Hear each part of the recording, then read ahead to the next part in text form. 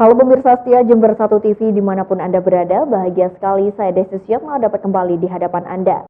Pemirsa, banyak sekali informasi yang telah terjadi di Jember selama sepekan dan tim redaksi kami telah mengemasnya dalam Tajam Sepekan.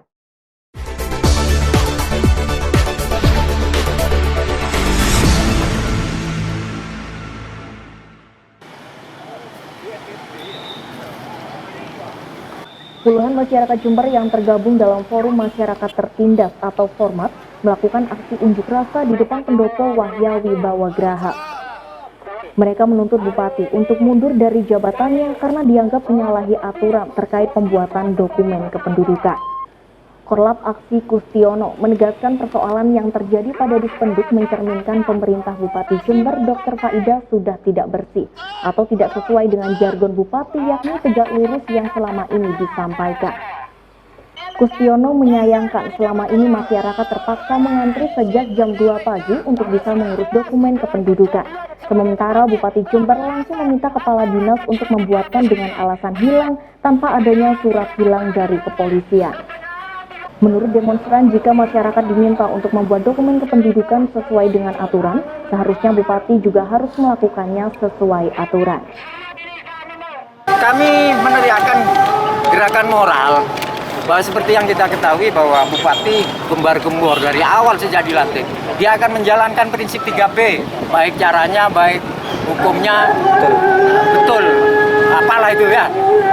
Tapi faktanya dengan adanya OTT ini terbukti bahwa membuat KTP-nya, Bupati membuat KTP itu tidak melalui prosedur. Itu satu. Yang kedua, fakta jelas itu melanggar undang-undang Dispenduk karena dia memiliki KTP lebih dari satu. Apapun alasannya, undang-undang itu berlaku bagi siapa saja. Bukan hanya untuk rakyat.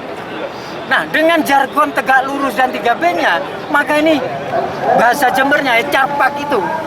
Bupati telah carpak kepada rakyatnya. Rakyat disuruh antri, rakyat disuruh taat aturan, tapi dia sendiri tidak menghormati aturan yang sudah ditetapkannya. Apa kalau bukan carpak? Hingga aksi berakhir, Bupati tidak menemui pendemo dan tidak ada pejabat siapapun yang mewakili Bupati untuk menemui demonstran.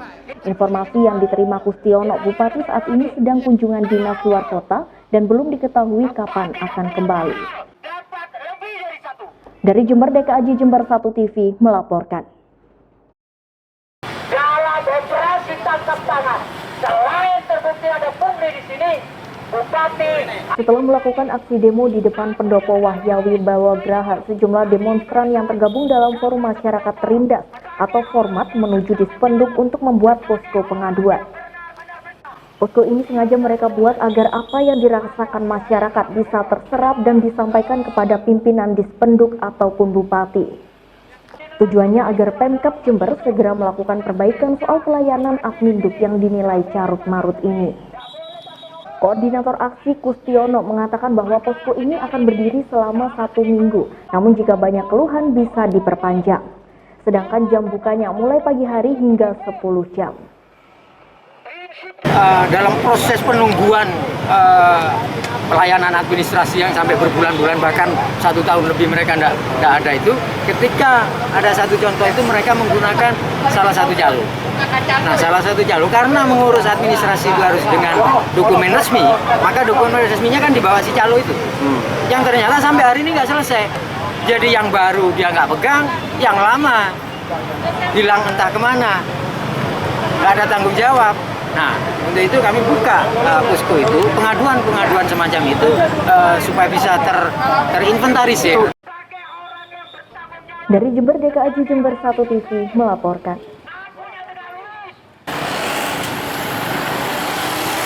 Semenjak dibukanya posko pengaduan korban kebijakan Dispenduk selama 2 hari terakhir, aktivis lembaga swadaya masyarakat yang tergabung dalam Forum Masyarakat Tertindas atau Format sudah menerima 2 laporan dari warga tentang masalah Adminduk.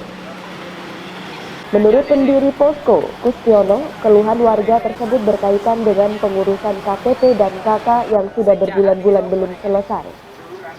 Selain itu, pengadu lain mengeluhkan akte nikah massal yang belum juga terbit sampai saat ini. Padahal pelaksanaan nikah massal sudah dilakukan pada bulan Agustus lalu. Selain itu, acara nikah massal yang pada saat itu dihadiri Bupati dikatakan tidak ada biaya. Namun pada kenyataannya setiap pasangan harus membayar sebanyak Rp750.000. Dengan posko ini, sejak tadi malam sebetulnya sudah banyak masuk yang lesan ini, tapi sifatnya mereka hanya curhat, bukan pengaduan. Tapi yang seperti itu nggak terhitung, Mas. Ketika saya masuk tadi ini, satu rombongan ada dari Gunung Malang, Sumber Jambe. Mereka datang rombongan jam 2 pagi, sejak jam 2 pagi. Nah, dalam rombongan itu ada yang selesai, ada yang tidak. Ada yang kan rombongan ini. Mereka keleleran sampai jam sekian ini. Nggak ada tempat duduk, nggak ada apa. Ketika saya buka posko, saya nyiapkan tikar, mereka langsung gunakan. Ya sudah, silakan. Malah saya berikan air minum juga. Kasihan melihat mereka. Seorang pelapor Joko mengatakan bahwa ada 25 pasangan yang saat ini belum mendapat akte nikah sehingga harus membayar Rp750.000. Dan sampai saat ini belum ada tanggapan dari Dispenduk Capil. Ini kami ingin transparansi dari Dispenduk, di mana pada bulan Agustus yang lalu itu ada nikah massal di kebetulan juga dihadiri oleh Bupati. Ini dari warga Katolik Jember. Nah, dalam hal ini janji-janjinya Bupati akan menyelesaikan segala urusan surat akte pernikahan secepat mungkin. Kalau perlu hari itu harus selesai. Kalau nggak selesai, dilembur sampai malam. Nyatanya sampai sekarang belum selesai. Saat dikonfirmasi melalui telepon, Kepala Seksi Perkawinan Perceraian Status Anak dan Kewarganegaraan Dispenduk Kabupaten Jember, Amirullah, mengatakan bahwa pengurusan administrasi kependudukan di kantor Dispenduk Jember dilakukan secara gratis tanpa tarikan iuran apapun. Dari Jember, DKAJ Jember 1 TV melaporkan.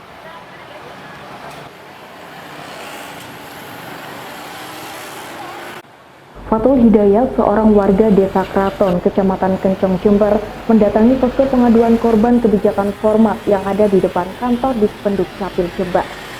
Kepada Korlap Posko Kustiono, Fatul Hidayat mengatakan dirinya datang ke Dispenduk Capil Jember untuk mengurusi akte kelahiran anak keduanya.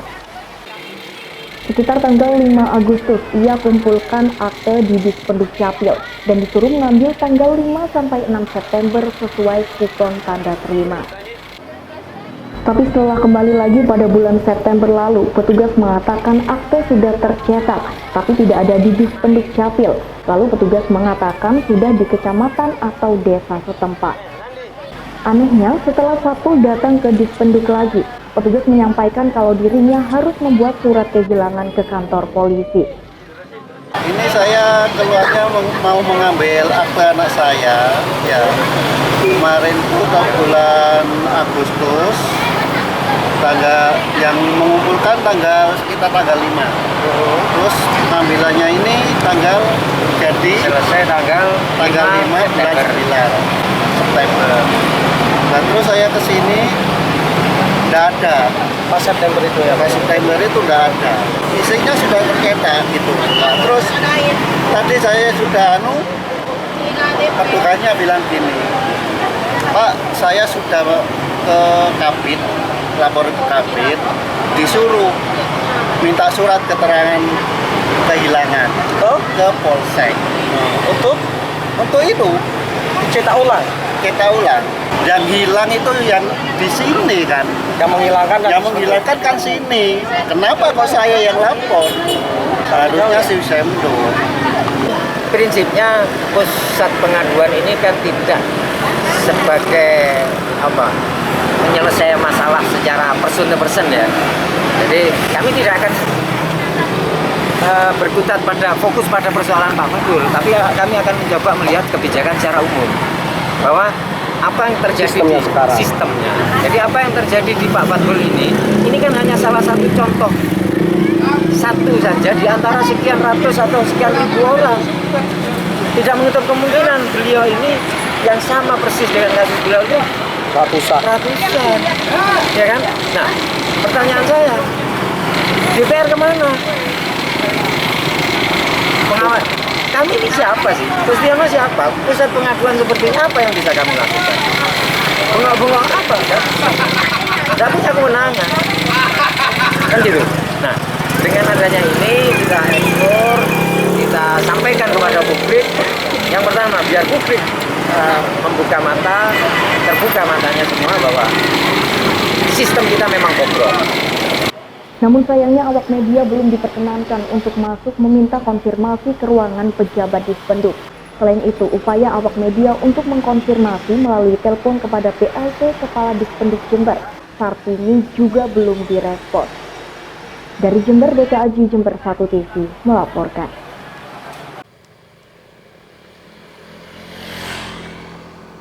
Salah satu pahlawan itu yakni Bura, pejuang asal Jatian Pakusari yang rela bertaruh nyawa dan gugur di medan perang untuk merebut kemerdekaan Indonesia dari tangan penjajah Belanda. Bura, pahlawan asli Jember ini pun secara heroik mengusir penjajah dari Jember pada perang kemerdekaan. Namun Bura gugur di medan perang karena berhasil ditangkap Belanda. Tubuhnya sempat diarak keliling desa oleh Belanda, lalu Belanda dengan keji membakar jasad Bura. Untuk mengenang perjuangan Bura, warga membangun monumen perjuangan Bura di Kecamatan Pakusari, Jember. Tepat di Hari Pahlawan 10 November 2018, Forum Komunikasi Putra-Putri Purnawirawan dan Putra-Putri TNI Polri atau FKPPI Jember beserta perangkat desa melakukan ziarah makam. Selain itu, mereka juga melakukan bersih monumen serta menampilkan teatrikal perjuangan Bura. Dengan harapan warga setempat yang menonton pertunjukan tersebut mengerti sejarah monumen Bura. Hari ini adalah kegiatannya adalah ziarah ke monumen Bura dan dilanjutkan dengan drama kolosal yang dipentaskan oleh teater Spikul yang dipimpin oleh Dani. Jadi diharapkan nanti di sini adalah tujuan kita adalah untuk menumbuhkan, tidak menghilangkan nilai-nilai sejarahnya. Karena nanti monumennya ada, tapi masyarakat tidak mengenal sejarah apa yang terjadi di sini. Sehingga ini akan menimbulkan semangat nasional kembali bahwa negara ini direbut atau itu hasil dari perjuangan para pejuang. Ya, salah satunya adalah Bapak Bura ini. Bapak Bura ini adalah laskar pejuang yang ada di wilayah Pakusari yang pada saat tahun 48 ketangkap oleh pihak Belanda sehingga jenazahnya dibakar di sini. Jadi ini adalah monumen untuk mengenang jasa beliau selaku pejuang kemerdekaan. Jadi di sini ada monumen revolusi pahlawan Bura. Dari Pakusari, Yudhisa di Jember 1 TV melaporkan.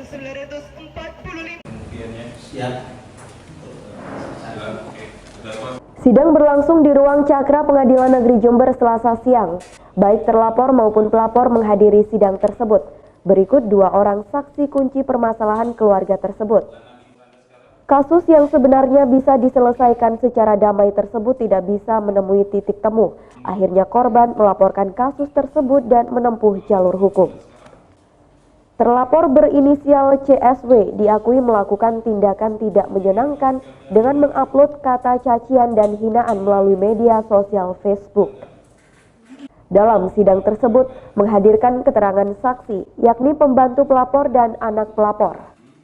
Meski sidang sempat berjalan alot, namun majelis hakim berinisiatif agar kedua belah pihak berdamai dan menempuh jalan damai, dan pelapor pun mengiyakan dan memberikan maaf kepada terlapor.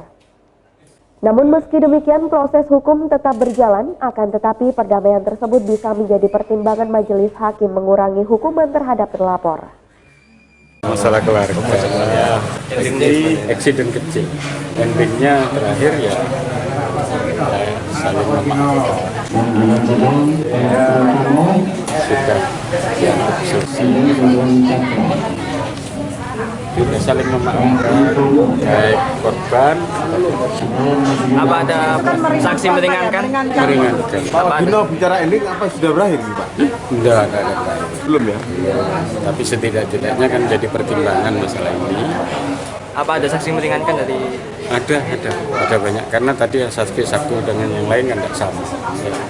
Sementara itu, Jaksa Penuntut Umum Nur Hoyin membenarkan kedua belah pihak berdamai, namun meski demikian proses hukum terus berlanjut dan setelah keterangan saksi, agenda sidang lanjutan yakni menghadirkan saksi ahli dari UNER dan UNED.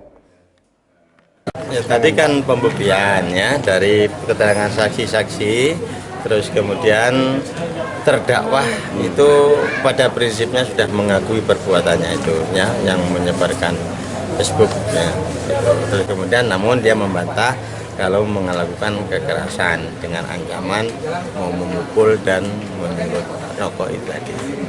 Dan di sini karena masih ada hubungan keluarga gitu, jadi di depan persidangan terdakwa dengan penyesalan minta maaf kepada korban dan korban juga memaafkan. Namun prinsipnya minta keluarga itu utuh kembali dan anak-anaknya korban ini, kedua anak ini minta diperhatikan oleh keluarga dari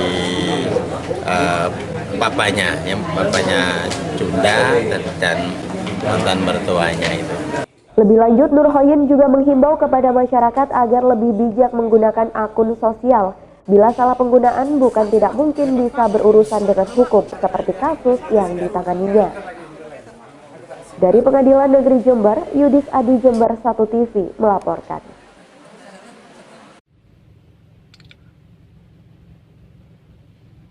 Suasana di sejumlah SPBU wilayah Jember bagian selatan seperti Kecamatan Jenggawah, Ambulu, Wuluhan, dan Balung kini dipenuhi dengan antrian kendaraan roda 4 maupun roda 2 yang kondisi tangkinya sudah dimodifikasi agar bisa mendapatkan lebih banyak BBM jenis premium bersubsidi yang akan dijual kembali dengan cara diecer. Dalam video amatir yang diabadikan oleh warga di SPBU Balung ini, nampak jelas antrian roda 2, roda 3, dan roda 4 dengan kondisi tangki yang tidak lazim dan mencurigakan. Namun kondisi tersebut terkesan dibiarkan oleh petugas setempat. Tak jauh dari SPBU biasanya masyarakat juga sering menyaksikan tengkulak yang sedang memindahkan BBM jenis premium ke dalam jerigen. Setelah tangki kendaraan kosong, pengendara tersebut kembali lagi ke SPBU untuk membeli BBM. Warga tentu kesal dengan aksi para tengkulak tersebut, karena banyak warga lain yang justru sering tidak kebagian BBM jenis premium. Belum lagi dengan adanya kemungkinan pengoplosan BBM bersubsidi. Warga berharap kepada petugas SPBU maupun aparat kepolisian sektor setempat untuk bersikap tegas dengan situasi tersebut. Kepada petugas ya, pada dasarnya tolonglah ditertibkan, itu aja kalau menurut kami ya. Tapi banyak pengaduan sebenarnya. Kami harap, kami tidak menjustis ya, tapi kami ingin bahwa masyarakat dilayani yang baik untuk kepentingan umum. Itu yang diutamakan, jangan yang tengkulak yang didulukan, pelayan untuk umum nomor dikeduakan, itu meresahkan saya pikir. Dari Jember, Tim Liputan Jember 1 TV melaporkan.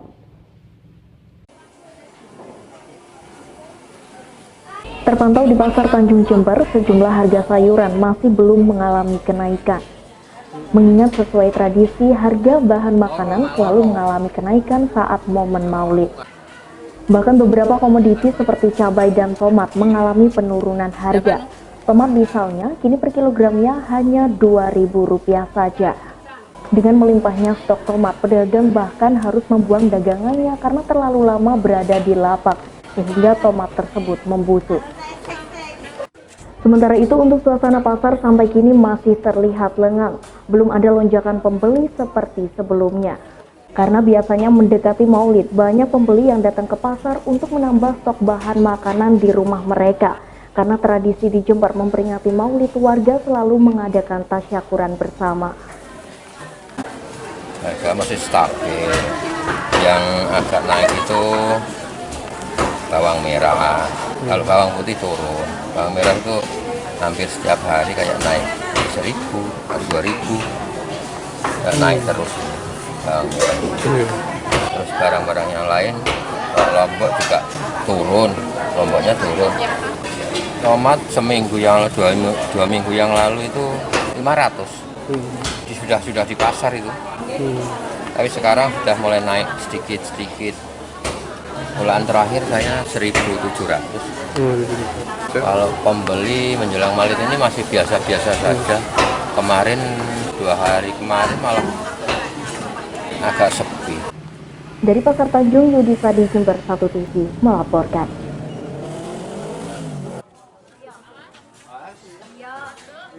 Terpantau di Pasar Tanjung Jember, harga telur kini mengalami kenaikan yang cukup signifikan. Bila sebelumnya harga di angka 19 hingga Rp20.000, kini mulai merangkak dan menyentuh angka Rp22.000 per kilogramnya. Kenaikan harga telur terjadi sejak 2 hari terakhir dan menurut pedagang kenaikan ini disebabkan permintaan telur yang cukup tinggi menjelang Maulid awal minggu depan. Mengingat telur menjadi komoditi utama masyarakat dalam merayakan Maulid yang nantinya diolah menjadi bahan tasyakuran. 1 kilonya 22. 22. Tidak ada kenaikan ya, Bu? Iya naik. Naik ya? Tadinya kan 20. Iya, 20. Itu berapa hari naiknya, Bu? Dari hari apa? Dari hari apa ya? Ada 4 harian sekarang 4 hari. yang naik, iya. Bu, ini kan menjelang Maulid ya, Bu? Itu biasanya naik lagi nggak? Naik lagi. Sementara itu untuk harga daging ayam masih terpantau normal. Untuk 1 kilonya masih di kisaran Rp32.000. Pedagang memprediksikan kenaikan akan terjadi 4 hari menjelang Maulid Nabi. Sementara itu untuk stok daging ayam masih aman, tidak kekurangan, dan pembeli pun masih terpantau normal. Enggak. Daging mau enggak, Mas. Paling 3 hari lagi. Sekarang harga berapa, Pak? Sekarang 32. Enggak, 32. Dari Pasar Tanjung, Yudisa di Jember 1 TV melaporkan.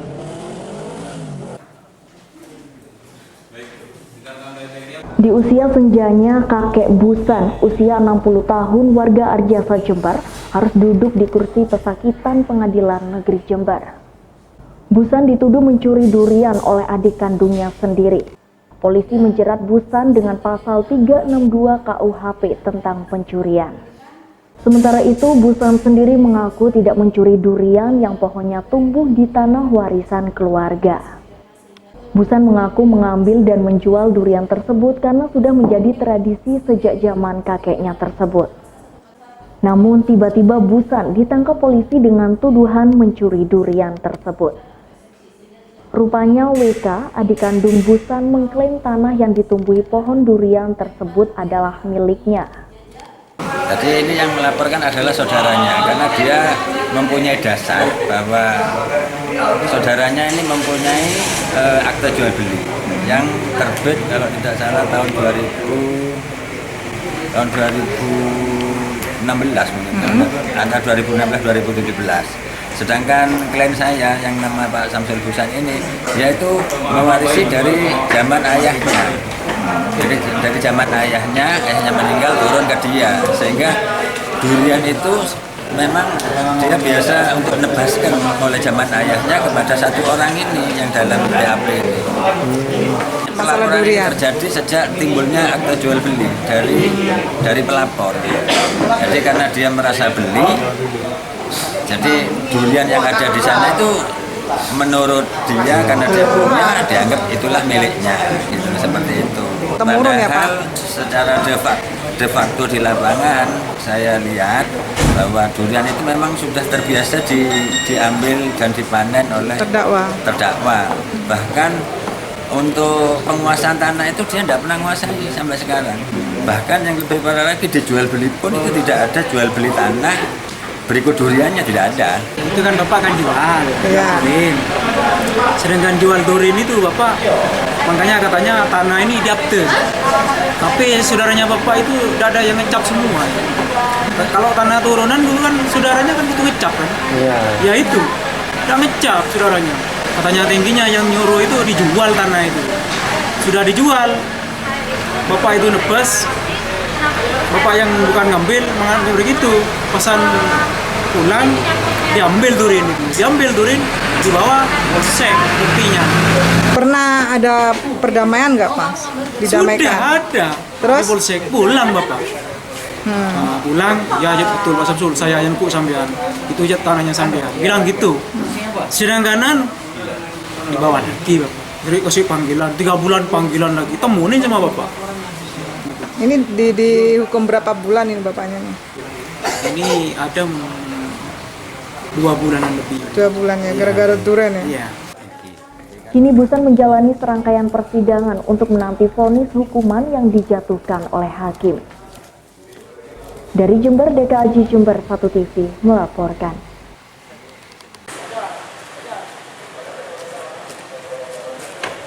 Tes calon pegawai negeri sipil di Kabupaten Jember disidak oleh Kepala BKN atau Badan Kepegawaian Nasional yang turun langsung untuk memantau pelaksanaan ujian. Berlokasi di Gedung Serbaguna Kabupaten Jember, Kepala BKN dan rombongan langsung mengecek satu persatu lokasi mulai tempat ujian, registrasi peserta, ruang steril, dan beberapa fasilitas penunjang lainnya. Meski di awal hari pelaksanaan sempat terjadi keterlambatan, namun ujian online ini tampak berjalan sesuai jadwal. Kepala BKN juga meninjau lokasi pengumuman real-time hasil ujian dari seluruh peserta. Menurut Kepala BKN Bima Haria Wibisana, tingkat kelulusan dibanding tahun lalu yang mencapai 20% menurun drastis dibanding tahun ini. Rata-rata dari Indonesia wilayah Barat 3, sekian persen, Indonesia wilayah Tengah 2,24 sekian persen, dan Indonesia wilayah Timur 1,7%. Nah, kan banyak komplain bahwa soalnya susah, sehingga kelulusan di masing-masing daerah kabupaten kota itu rendah. Sebetulnya kalau soalnya susah tidak juga. Kenapa? Karena untuk kementerian lembaga yang lulus lebih dari 20%. Tahun lalu 2017 ketika hanya penerimaan kementerian dan lembaga saja tanpa daerah, lulusnya juga segitu juga. Tapi ketika ini diterapkan pada pemerintah kabupaten kota, yang lulus tiba-tiba makslek gitu kan, turun di bawah. Nasional itu kalau wilayah barat 3, sekian persen lah, saya lupa angkanya. Kalau wilayah tengah Indonesia 2,24, kalau wilayah timur 1,7 sekian. Berarti Jawa Timur 2 sekian. Ya itu rata-rata wilayah barat. Meski banyak formasi yang belum terisi secara tes kelulusan murni, nantinya akan dilakukan sistem ranking yang akan menentukan berhak tidaknya peserta masuk ke dalam formasi tersebut. Jadi meski nilai salah satu ujian tidak memenuhi syarat kelulusan, peserta masih berpeluang menjadi PNS dengan ranking yang dilaksanakan oleh BKN. Dari Kaliwates, Yudisa di Jember 1 TV melaporkan. Tim Satuan Disaster Victim Identification Polda Jatim bersama unit Satuan PPA Polres Jember melakukan negosiasi pada seorang kiai atas nama Imam Bahroni yang diduga pelaku pencabulan yang dilakukan pada seorang santrinya sendiri. Hingga kini santrinya melahirkan seorang balita berusia 12 hari. Sebelumnya, seorang kiai atas nama Imam Bahroni pengasuh TPQ Burhan Al-Jauhari asal desa Silir tersebut menolak dilakukan tes DNA di Mapolsek Wuluhan. Namun setelah dilakukan negosiasi secara alot, akhirnya seorang kiai tersebut bersedia dilakukan tes DNA di kantor Desa Kesilir, Kecamatan Wuluhan. Dan setelah kedatangannya Kiai Imam Bahroni ke kantor Desa Kesilir, tim Satuan Disaster Victim Identification Polda Jatim bersama unit Satuan PPA Polres Jember langsung melakukan tes DNA. Menurut Ibtu Suyitno Rahman, Kanit PPA Polres Jember, kasus pencabulan yang diduga dilakukan oleh Kiai Imam Bahroni pengasuh TPQ Burhan Al-Jauhari dinyatakan kasusnya masih berlanjut. Mengenai penanganan dugaan pencabulan yang terjadi di Kesilir, ini sampai sekarang dalam taraf pengambilan sampel darah, karena pada waktu terjadi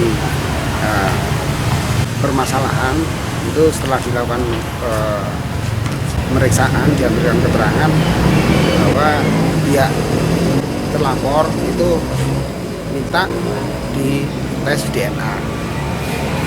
Itu karena pada waktu masih usia kehamilan ini 6 bulan, maka kita nunggu lahirnya.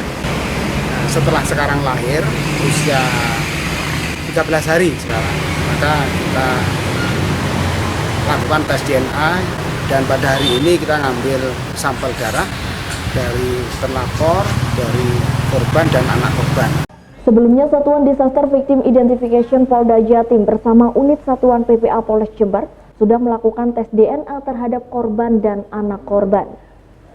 Sementara itu, pihak keluarga korban berharap setelah dilakukan tes DNA pada anaknya beserta balitanya mendapatkan titik terang kasus tersebut.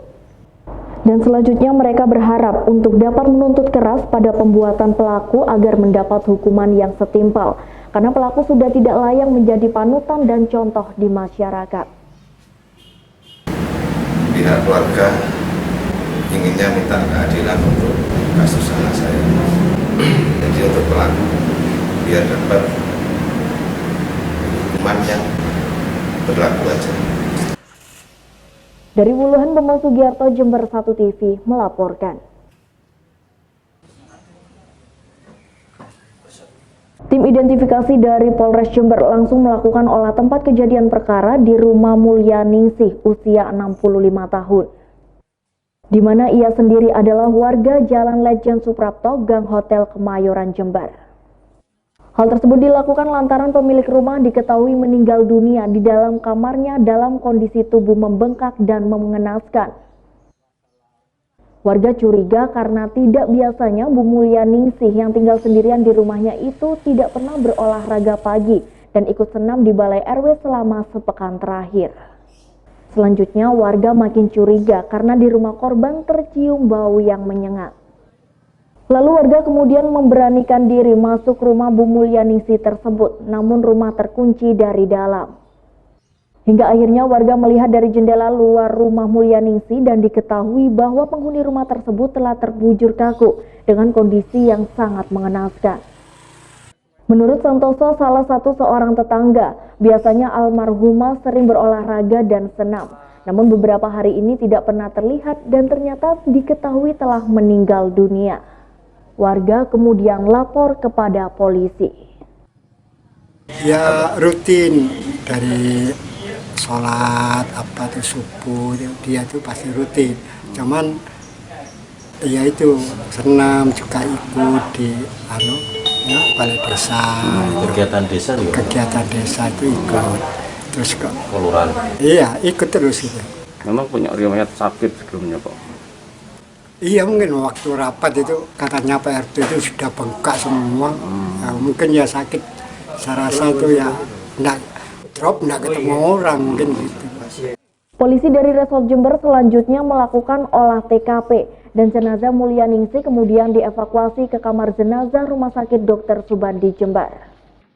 Selain itu, polisi juga mengambil beberapa sampel barang dari kamar Mulya Ningsih untuk dilakukan penyelidikan atas motif sebenarnya kematian korban.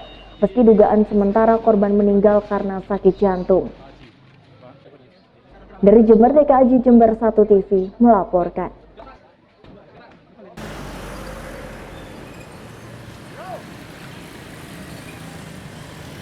Dua orang guru atas nama Buang dan Sutaji asal Kecamatan Ambulu, Jember, mereka rela ngontel bareng dengan tujuan ke Stadion Sumenep, Madura, di mana mereka akan menghadiri apel besar PGRI yang akan dilaksanakan pada hari Sabtu tanggal 17 November 2018. Kedua guru tersebut berangkat dari wilayah Kecamatan Ambulu sekitar pukul 5 pagi dengan menggunakan sepeda khusus touring dengan membawa perbekalan secukupnya.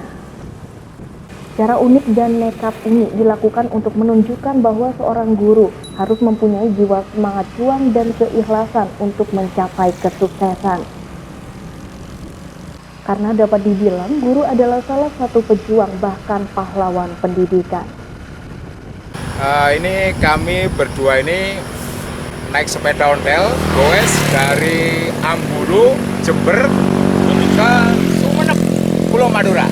Ini dalam rangka HUT PGRI, dalam rangka Apel Akbar PGRI Jawa Timur. Goes itu Apel Akbar Sumenep, Madura. Dari Jember, Bambang Sugiarto, Jember 1 TV melaporkan.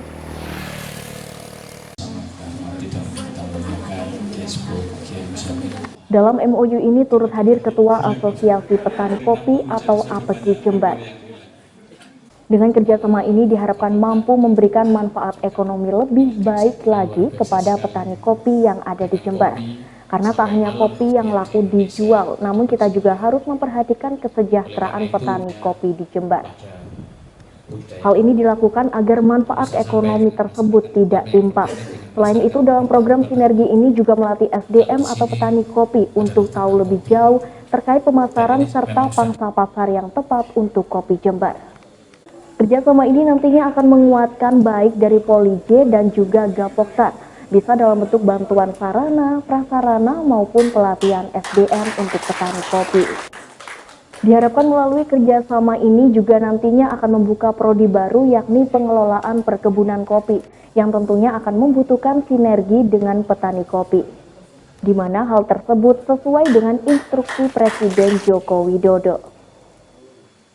Pusat Produksi Kopi Politeknik sudah melaksanakan MOU dengan APG Jember, terutama dalam rangka meningkatkan perkopian di Indonesia khususnya, agar menjadi tuan rumah di Indonesia maupun di dunia, karena kopi saat ini sudah menjadi tren dunia. Yang kedua, dalam rangka kita mendirikan program studi baru sesuai dengan arahan Bapak Presiden pada waktu pertemuan dengan pimpinan perguruan tinggi, kita mendirikan prodi baru yaitu pengelolaan perkebunan kopi. Tentu ini butuh kapotan-kapotan yang menjadi mitra kita untuk bersama-sama meningkatkan kualitas produksi kopi nasional, dan bahkan kita juga akan melakukan peningkatan kualitas pada sektor OFAM-nya. Ketua APG Jember Misbahul Hoiri Ali mengapresiasi MOU ini selain untuk mengembangkan pengolahan kopi asli Jember. Giat ini juga sangat bermanfaat untuk mengupgrade SDM petani kopi Jember agar lebih baik ke depannya. Bahkan tak hanya petani kopi, Misbahul juga melibatkan pemuda-pemudi dan santri di lingkungan Gapoktan untuk memproduksi dan mengolah kopi, sehingga bisa membagi ilmu dan bekal untuk mereka kelak bisa ingin terjun di dunia perkopian. Mengingat kopi kini menjadi tren dan gaya hidup masyarakat, hal ini tentu saja bisa memberikan pandangan usaha baru dan lahan potensial bagi pemuda-pemudi Jember untuk terjun di dunia perkopian Indonesia. Kami sangat berbangga begitu ada kerjasama kami dengan Politeknik yang sangat kami tunggu, karena satu sisi kopi, kata beliau, menceritakan bahwa ini menjadi konsumsi, menjadi lifestyle, menjadi gaya hidup masyarakat, itu kopi. Tetapi petani kopi SDM-nya sangat rendah, sehingga karena sangat rendah itu dengan adanya kerjasama ini bisa mengupgrade SDM teman-teman petani agar bisa mengolah, membudidaya kopi menjadi lebih baik, sehingga kita bisa menceritakan bahwa kopi Jember, kopi yang ada di kita itu bagus. Dari Panti Yudisa di Jember 1 TV melaporkan.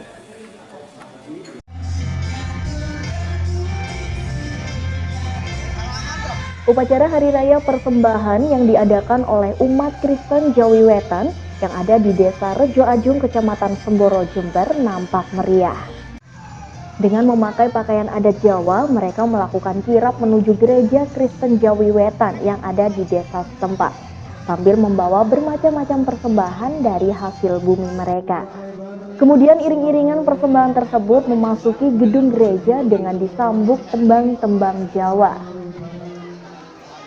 Acara persembahan ini biasa diadakan setahun 2 kali dengan yang pastinya acara yang sangat meriah. Menurut Suwito, selaku pendeta Gereja Kristen Jawi Wetan Desa Rejo Agung Semboro, acara persembahan yang dilakukan oleh umat Kristen Jawa Wetan ini sebagai bentuk syukur kepada Tuhan dengan sepenuh hati. Dan acara syukuran tersebut memang sudah menjadi tradisi turun-temurun hingga saat ini. Pesan Alkitab atau firman Tuhan tentang wudhu atau hari persembahan adalah bahwa kita sebagai umat Tuhan yang diciptakan oleh Tuhan diajak untuk senantiasa bersyukur kepada Tuhan dengan segenap dan sepenuh hati, dengan kerelaan hati.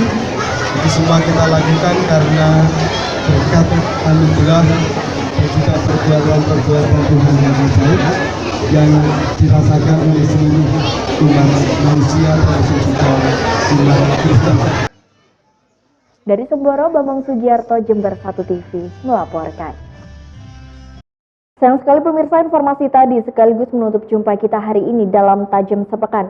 Anda dapat menyimak informasi tadi melalui website kami di www.jember1tv.co.id atau Anda dapat mengunduh aplikasi Jember 1 TV melalui Play Store. Saya Desi akan bersama rekan yang bertugas mohon undur diri dari hadapan Anda. Terima kasih atas kebersamaannya. Sampai jumpa dan salam 1 TV.